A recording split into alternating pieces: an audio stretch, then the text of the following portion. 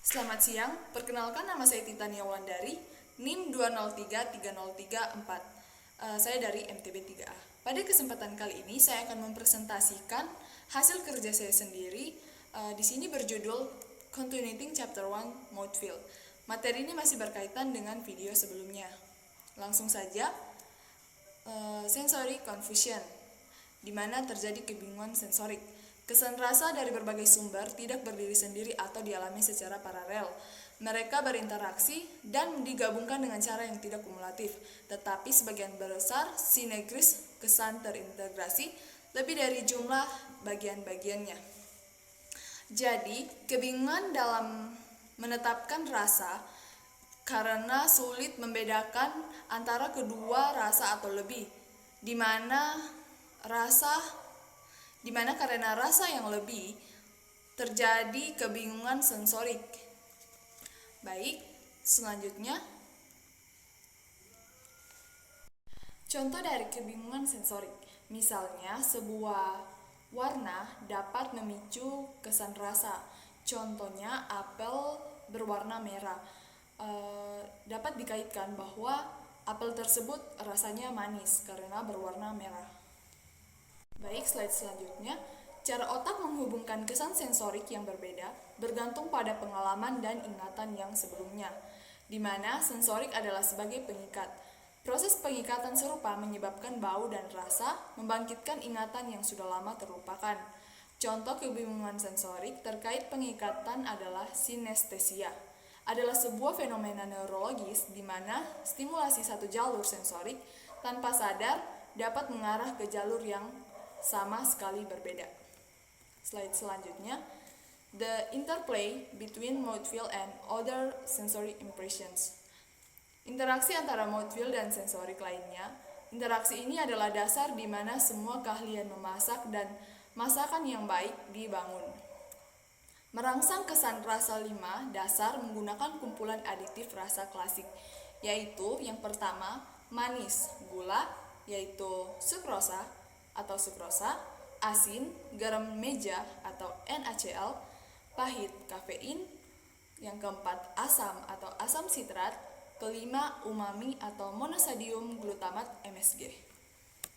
Baik, slide selanjutnya, rasa, di mana mengacu pada rasa kimia, yaitu rasa yang dirasakan oleh indera pengecap. Sentuhan mengacu pada stimulus mekanis dan persepsi sematosensori.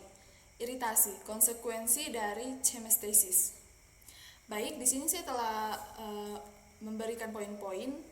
Berikut adalah penelitian yang disusun oleh Justus dan Lina dalam beberapa kasus antara dua hubungan kesan sensorik yang telah menimbulkan hasil penelitian tidak konsisten.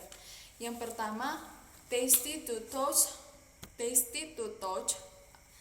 atau rasa pada sentuh, rasa dan sentuh. Rasa dapat mempengaruhi cara di mana viskositas makanan dirasakan. Kedua, touch to tasty, sentuh to rasa, di mana pada makanan yang sangat kental terdapat peningkatan ambang rasa dan penurunan intensitas rasa asam, manis, asin, dan pahit. Efeknya juga tergantung pada viskositas medium di mana zat rasa tertanam. Yang keempat, tasty to irritation atau rasa dan iritasi. Rasa manis atau sukrosa dapat mengurangi rasa terbakar, sedangkan rasa asam dan air hanya berpengaruh kecil. Rasa asin NaCl dan rasa pahit tidak berpengaruh.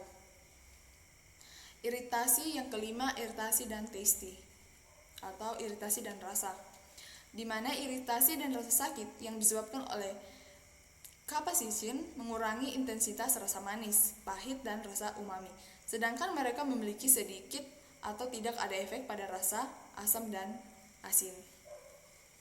Yang keenam, smell to touch, sentuh dan bau, meningkatkan viskositas makanan, melemahkan intensitas persepsi bau. Yang ketujuh, smell to temperature, di mana beberapa bau secara perseptual terkait dengan suhu, interaksi karena pengikatan. Misalnya, aroma yang dikeluarkan oleh banyak rempah dikaitkan dengan kehangatan.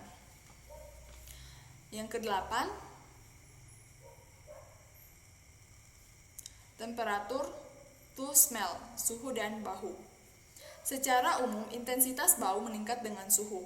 Ini kemungkinan besar merupakan efek fisikokimia murni karena suhu yang lebih tinggi menyebabkan penguapan lebih banyak. Zat bau yang mudah menguap dan membuat makanan kurang kental, juga memfasilitasi pelepasan zat-zat ini. Yang kesembilan, smell to iritasi atau bau dan iritasi. Di satu sisi, bau biasanya menekan perasaan, gangguan. Di sisi lain, banyak bau dapat memicu iritasi. Ke-10, iritasi to smell, di mana iritasi dan bau. Iritasi misalnya seperti yang disebabkan oleh capsaicin menekan intensitas bau, seperti jeruk dan vanili. Ke-11, touch to temperatur, sentuh dan suhu.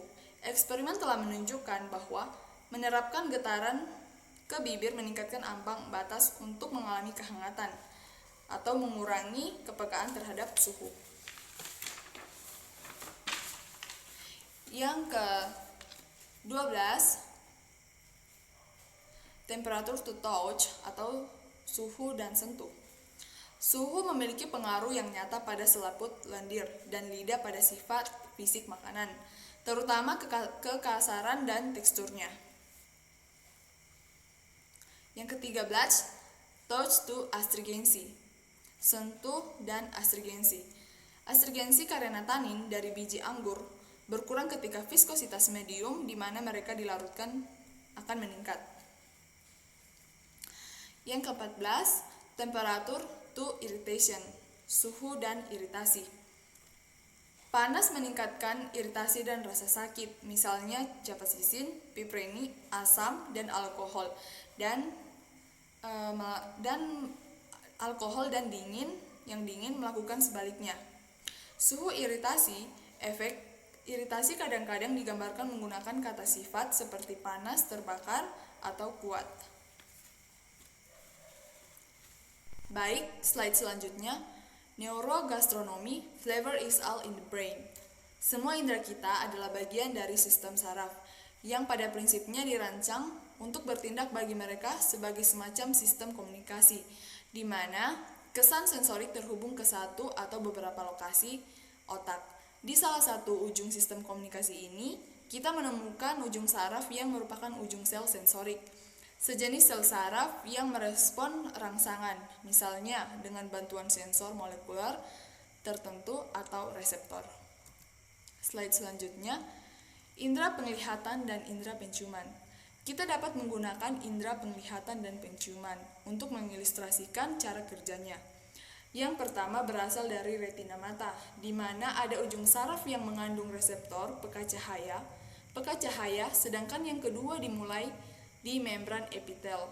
Di bagian atas rongga hidung, di mana ada ujung saraf dengan reseptor yang dirangsang oleh udara, zat bau serabut saraf dari ujung saraf menghubungkannya ke sistem saraf pusat, baik di batang otak atau otak itu sendiri. Kesimpulannya, semua rasa ada di otak. Baik, slide selanjutnya. Neogastronomi tidak hanya menjadi kunci untuk memahami mengapa kita menyukai makanan tertentu, tetapi juga alat yang dapat membantu kita menangani tanganan dalam mengembangkan kebiasaan makanan yang sehat dan memerangi obesitas dan penyakit terkait diet lainnya.